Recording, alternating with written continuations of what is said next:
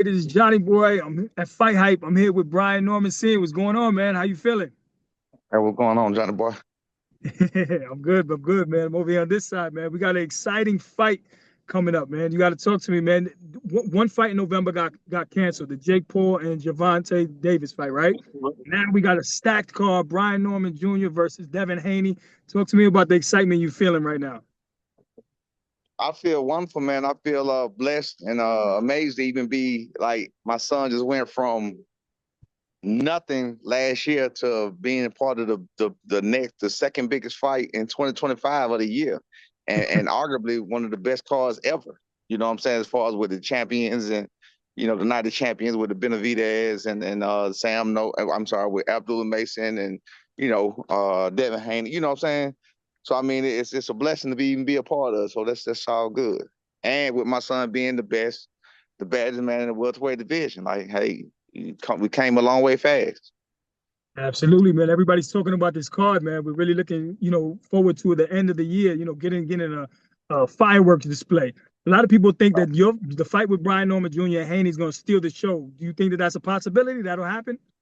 I think it's a huge possibility. As long as I think it's a way that somebody can stink up the place, but I think we're gonna take care of that part either way it go. Because it's gonna Definitely. get real. It's gonna get real hot in that ring. I promise you, it's gonna get hot in that ring. Now, all the things that happened outside of the ring at the hotel, the altercation, I think that helped sell the fight even more. But this card was going to sell regardless. What's up with Absolutely. the bad blood? You still have bad blood with the Haneys, or is it just business? I do. I don't like them. I don't like them. I came in the game praising them. I came in this game giving them props and giving them respect. As a whole, now I don't like them at all. Definitely. So you don't think if no if your son was to win, you don't think you guys could bury the hatchet and become friends, or at least be cordial with each other? Cordial, we cordial now. I'm always be Yeah, yeah. cordial. I can be cordial with him right now. I can be cool. I can laugh. I can shoot the shit or whatever else the case may be. But as a whole, no, I don't like it. Definitely. And So that you're just looking it's for not you're just looking for revenge after that's just that. personal. That's just my personal business for me. You know what I'm saying? My son don't hold things. I'm a Taurus. You know what I'm saying? I'm from the old school. I hold shit for a long, long time. You know what I'm saying? And just like Yeah. I said, personally, I don't like them. So are you guys looking for the stoppage? Not giving out the game plan, but you. I think the stoppage is gonna happen. See, I think this is what people making a mistake at. And no matter who talks, no matter who says it, doesn't matter what makes sense, doesn't matter what don't make sense. I don't think people understand the dynamics of what's going on here. Brian Norman Jr. and I went and watched his fights. He is indeed clearly not a flat-footed fighter ever. They talk about him fighting people who came forward, people who were right in front of them. And then Devin Haney to say that, I'm like, well, how the hell you gonna say that when everybody you fought was flat-footed and right in front of you? Everybody, even to your last opponent. Jose Ramirez right in front of you. You was running from him. Came right to you. Ryan Garcia came right to you. You couldn't even beat him. And he looked like trash. Who else before that? Roger Regis Prograis right in front of you, came right to you. Loma Chico was the only one that wasn't right in front of him. Loma Chico was the only one. My bad, boss. My bad. My bad. No, you good. You good. Loma Chico was the only one. Loma Chico was the only one that you can even hang your hat on. So, and of course, he arguably lost that fight to a small 135 Lomachenko. Now, all respect to the other fighters or whatever, but these are little guys. So, I don't know, man. Hey, it is what it is. You know. But again, my bad about the finger. It is what No, it it's is. so But good. again, we look at this is a chance for us to show through the games that they playing. So I'm good that everybody's buying into the bullshit that they putting out there. I mean, like I said, facts don't matter. You know what I'm saying? Like I said, every single person he's been in the ring with been right in front of him, with the exception of Lomachenko. He had to face anybody like Brian Norman Jr. He had to face anybody younger than him, ever. He had to face anybody as strong as Brian Norman Jr. And you want to argue that Ryan Garcia was as strong as Brian Norman Jr., you saw what happened. Oscarina not, you saw what happened. And he couldn't box. You say levels, when he went life and death with Ryan Garcia, again, who couldn't box? He should have won that fight. This is perfect for us, man. It's perfect for us. And then what do you think about the skill set of Devin Haney? What do you think about him as a fighter? Is he the toughest test for your son? I don't think he's the toughest test for my son. No, I don't think he's the toughest test for my son. I think he came at the perfect time. I think he came at the perfect time. He would have been the toughest test, but being the fact that my son been through the ridicule he been through in the media, he been through the ridicule he been through in the boxing world. He been, you know, what I'm saying he been, you know, he been dealt some rough cards, you know, some unfair cards, some would say, because other people who do less get more praise. You know what I'm saying? So you know what I mean. No matter how you look at it, but it's good that he went through all that. He overcame all of that, and now he just don't care. He don't care about what nothing. Nobody got to say. He's not nervous about anything. People talking about the limelight too big. He don't care. Well, I keep telling people, what's the difference in beating up somebody? I think Pachanga Ringer says it holds 16,000 people. I had to look that up. It was full. I don't know how many people was there that night, but it definitely was full. I didn't see no empty seats. So Pachanga Ringer says it holds 16,000 people. So if you go to 16,000 people, what's the difference in performing in enemy territory in front of 16,000 people as opposed to in another country where neither one of y'all have fans in front of however many thousand people? What's the people don't think, man, but you know, it's all good. So he's ready to rise to the stage and get the victory over Haney. If he wins this fight, is he conquering 147? Is it going to be easier, or you know, there's a lot of other opponents there at 147?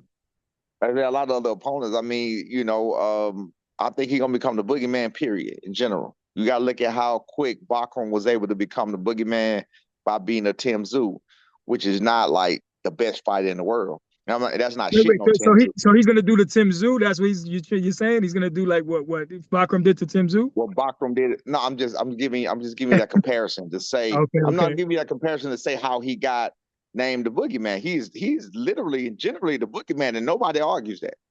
Not even the 154-pound division is arguing that he's the boogeyman. Nobody's saying he ain't the boogeyman. I want to fight him. You know what I'm saying? Nobody's saying that. So that tells you everything you need to know right there. Yeah. You get what I'm saying? So that tells you everything you need to know. Brian Norman Jr., one thing Devin Haney said, which was true, nobody was calling out Brian Norman Jr. name. Nobody was saying they wanted to fight him because, like, why would you want to take that high risk with the low reward? Devin Haney has a high reward for him because this is a chance for him to become a third division champion, you know, by the age of 27 or something like that. Third continent, whatever. All those things that they're saying, this is opportunity for them to get this. So it's huge for Devin Haney too. So he had a lot to gain with this fight in general. But you know what I'm saying? He had to go through the baddest man, which is Brian Norman Jr., because if he'd have picked anybody else, they would have been saying he was cherry picking or whatever else, because we were calling his name, saying you put our name on the list. What's up? We want that. We with it. That's why the fight was made within 7 days of my son's last fight. And here we are. That's it, man. It's showtime. So there's another big fight brewing in the same division, Pacquiao versus Floyd Mayweather. If out of those two guys, what are your thoughts on that fight? And if Brian's successful, he can face the winner. What do you think about that? I don't know. That's not guaranteed, right? No, not guaranteed. Nothing's guaranteed in life, not even tomorrow. But they're in talks. They're in talks. I don't think that's just talk right now. Okay. We have to see how they go because we don't know if there's going to be an exhibition bout. We don't know what that's going to be because I can't see how Floyd and Manny, I mean, of course, because of who they are, they're going to try to throw a belt in there, throw some kind of something in there for them, whatever they can do to make it bigger. You know what I'm saying? Which I think is the bad part about boxing today is they just throw around these accolades and these belts and these titles like it ain't nothing. That's why it's so not respected like it used to be. You know what I'm saying? When you were the champion back in the day, it actually meant something. Now it just don't really mean that to too many people no more. Absolutely, but if they do face my bad. But with that being said, I think Floyd would beat him. I think Floyd would beat him probably the same. But I don't think it'll. You saying as far as like that, what's next after that? I don't have nothing to say about that. I don't think it'll be a real fight. Definitely. So, what do you think? Rolly's up next, Barrios. What do you think? You'll face one of those two?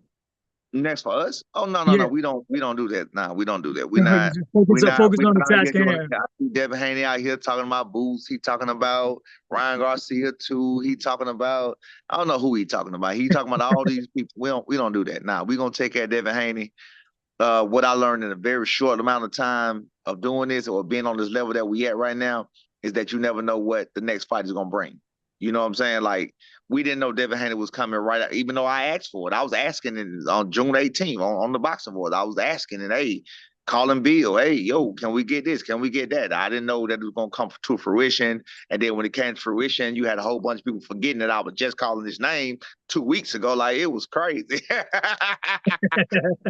they forgot. They seem to forgot. He was running around New York calling out Richards and Hitchens in a name that wasn't even on his list. And I'm on the boxing board saying, yo, witness, the host texting me, telling me to press him. And then even the host came back talking about you ain't the manager. Like, what are you talking about, man? It's crazy Wow. out here in the streets, man. It's Yeah, crazy out here. definitely. It's crazy out here on these streets how it's going, man. But look, it is what it is. You can't stop what God got for you. Well, we got the fight. We didn't expect the fight after that, the last fight, but as you seen, it was done within 7 days. So with that being said, you never know what tomorrow is gonna bring, what the next fight gonna bring. Hell, Jake Paul might call. We're going to talk about that too, to Jake Paul. But I want to ask you, is he comfortable at 147? Does he want to be undisputed at 147 or he wants to move What to 154? Is he what's good? crazy? What's crazy? And I know people don't like to tell their weight or whatever else, but it don't matter. Telling you our weight, telling you our not weight, it don't matter because my son a bad mamma jamma. He gonna beat whoever up anyway. So it don't matter what you got to do. It don't matter what you know. You can come to this. You can come to the gym and train with us. It don't matter. You still gonna get beat up. So with that being said, Brian Norman Jr. today woke up at 157. Woke up at 157. He has not even tried to cut weight. It just happens. You know what I'm saying? It happens with the hard. He breaking records in his run times. He breaking records in his sprint. He's still hitting harder, stopping people. You know, at the end of camp, which was good. You know what I'm saying? So, I mean, look, we can't ask for no better place to be right now. The only better place we could ask to be is for the fight to be next week. That's the only best. I'm serious. That's the only place. That's the only better place. But my son, we don't have weight cut problems. He cut weight 2-3 days before the fight. You know, so Okay. we start the third day out, maybe wake up. I try to get him to wake up, 54, 53, something like that. Then we Okay. go and eat, do what we do during that day. Then the next day, wake up, you know what I'm saying? Then do it that way. And at night. And so, I mean, I'm talking nothing. It's nothing. We don't have weight cuts. We're not in the Haney, what the Haneys do where they got to lose 20, 30, 50. We don't do all that. We don't have those problems. We don't have those problems. We're not walking around at 180 coming down to 147. We don't do that. We're not walking around at 170, 180, 175, walk coming down to 147. We don't do that. It's called discipline. So we believe in being disciplined, and when you discipline, it makes life a lot easier for you.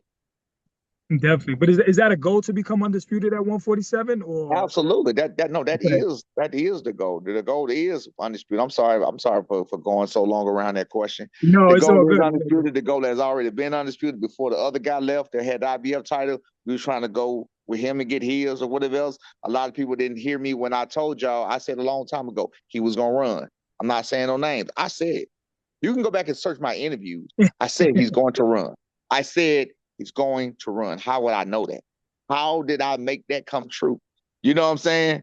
But again, that's what we're looking to do. So some people come out, they don't want to, they want to make excuses for why they can't do something, why they this and why they that. Well, don't say it in the first place. You know what I'm saying? If you can't do it, don't say it in the first place. We have every intention to become undisputed. It's going to be the start of Brian Norman Jr. legacy, and we're going to keep it going from there and take over one division at a time. So when we go to 154, we'll stay at 154, and we'll do our best to take over that division too.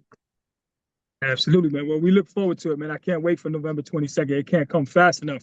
But before we get you out of here, Coach, I want to talk to you about the Jake Paul and Tank Davis fight that was canceled. I want to know, is that a good thing considering that you're fighting a real fight? Devin Haney and Brian Norman, that's a real fight. You know, where you going to show the fans that what the sport is about? Two elite fighters fighting in their prime, putting it all on the line. Do I think it's a good thing that it was canceled? Yeah. I'm not gonna say it was a good thing that it was canceled because I'm a boxing fan. I know that all of us had a problem with Jake Paul when he first came in because he was making a spectacle out of the sport as far as what he was doing and who he was fighting and how he was moving and bringing up old Mike Tyson and stuff like that. So yeah, we all had issues with that. then after a while, you got to look at it's all where there's good, there's bad. No matter what kind of bad there is, there's always some good for somebody. So with those being said, you got like what happened with Amanda Serrano and Katie Taylor. You know what I'm saying? With them breaking records and doing how they did with that female fight on Netflix. And then they was able to come back and do it again and make another multi-million-dollar play with that. And you got to think about all the people who was on those undercards that he was doing. Those are all opportunities for real boxers. Those are opportunities for real fighters. So with that being said, now I don't think any of those that Jake Paul put on, now I ain't got no beef with him no more. I'll fight him. So yeah, Jake Paul called me. I'll fight you. You know what I'm saying? But now I don't have no beef with none of them. I don't have no beef with none of them calls. I don't have no beef with none of the fights, none of the KSIs, play fights, because when they putting the real boxers on the undercards, it's giving these guys the opportunity and it's putting light on boxing and it's putting people's minds on something that it probably wouldn't have been on. You know what I'm saying? And that's boxing. So I'm cool with it. Definitely. Coach, before we get you out of here, what's the final message for the Haneys and the fans and Brian Norman Jr.'s fans? For the Brian Norman Jr. fans, I appreciate y'all support. It's been a long road. Y'all know what it is. If you're a Brian Norman fan and you recognize real. You know what I'm saying? Either you recognize real or you just happen to hate Haney. You know what I'm saying? But they're the ones who hate Haney, the ones, see, I got to say this about the Brian Norman Jr. fans where they say, I've heard that Brian Norman Jr. don't have no fans. He just happened to have a bunch of Haney haters. Well, I want y'all to understand just like that. Before Haney had fans, he didn't have any fans, so you have to perform to get fans. So he had arguably the knockout of the year twice with Giovanni Santillon and with Jen Sasaki that was aired all over the world. It was everywhere. That's how you gain fans. You understand what I'm saying? The fight with Devin Haney was made 7 days later. How are y'all gonna tell them that his fans are not real? So the fans didn't see him knock out Jen Sasaki. They didn't see that they didn't see all the boxing pundits and all the boxing stations airing that knockout and saying it was probably the knockout of the decade, knockout of the year. He was asleep for 10 minutes, lost 6 weeks of his life. Yeah, that's how fans are created. But you have the Haney slab riders is what I'm gonna call them. The Haney slab riders that don't like that. They don't want Brian Norman Jr. to have any fans. You feel what I'm saying? Devin Haney, when he knocked out Moran, a person he was supposed to knock out, right? When he knocked out Moran, a person he was supposed to knock out. He was supposed to knock out a few other people that he didn't knock out. So you got Devin Haney saying, you got Devin Haney giving this message of he did what he was supposed to do in front of them guys. Well, guess who didn't do what they were supposed to do? You, Devin Haney. You didn't do what you're supposed to do with Ramirez. You didn't do what you were supposed to do against Regis Prograis when you had him hurt. You didn't do what you were supposed to do against like these are little guys. You didn't do what you're supposed to do against Ryan Garcia. You feel what I'm saying? He didn't. I mean, he hasn't had a knockout since he was 20 years old. You feel me? Like what are we talking about here? And I'm not saying power means everything and nothing else. What I'm just saying though, he's not an exciting fighter. People are excited for the name because you attach your name to Floyd Mayweather because he's trying to be Floyd Mayweather. Everything you hear, man, levels. Who said levels, Johnny? You tell me. Who started the level shit? Who started that? I'm not. Can you tell me who started? Floyd. Floyd started the levels. That's who started that. Everything he says comes straight out of Floyd Mayweather's mouth. He clearly studied Floyd Mayweather. He was in the gym with Floyd Daddy. He trained with Floyd. He trained with all of these people, whatever else, and he's trying to beat them. Brian Norman Jr. is not trying to beat them. So, Devin Haney, you better get your own identity because we're going to knock the other identity out your ass come November the 22nd. That's what's going to happen. You feel what I'm saying?